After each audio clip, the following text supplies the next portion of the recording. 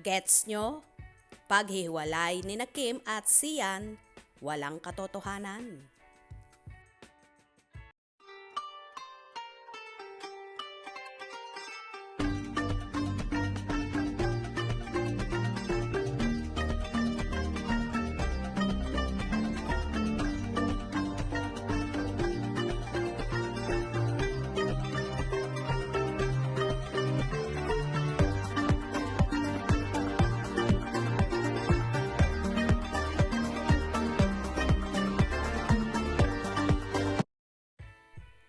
Itinanggi ni Kim Chiu ang mga naglalabasang espekulasyon na break na sila ng nobyong si Sian Lim dahil lately ay hindi sila nakikitang magkasama.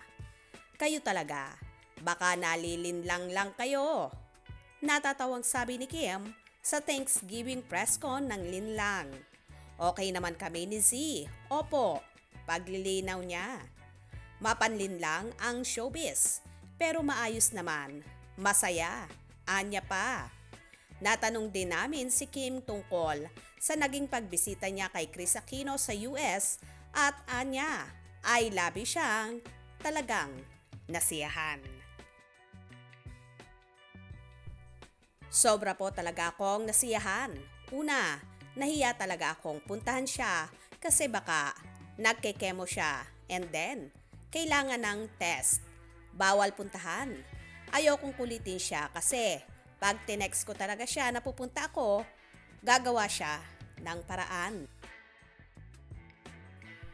Kaya kinumusta ko muna kay Sir Mark Leviste. And then si Sir Mark na yung gumawa ng paraan na pumunta ka. Okay siya. Ang check-up namin sa hapon na.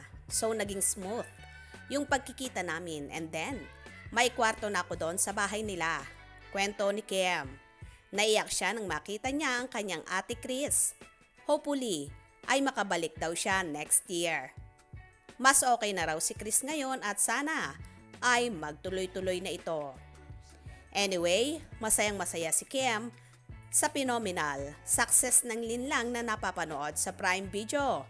Saan man siya magpunta ay Juliana name ang karakter niya ang tawag sa kanya.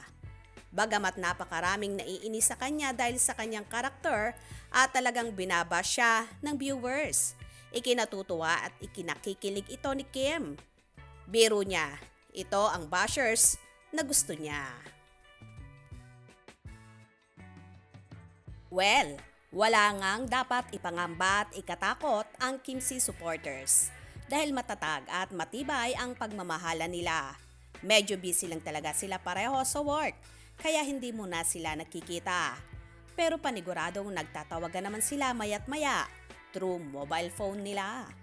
Kaya wag nyo nang intregahin pa ang lovebirds dahil hinding-hindi nyo sila mapaghihiwalay at sila talaga ang nakatakda para sa isa't isa. Anyway, congratulations Kimi at sa buong cast ng seryeng Linlang na palaging trending at pinag-uusapan. Kaya naman tumutok at huwag pahuhuli sa mga maiinit na kaganapan. Hope you enjoyed. Please subscribe for more infos.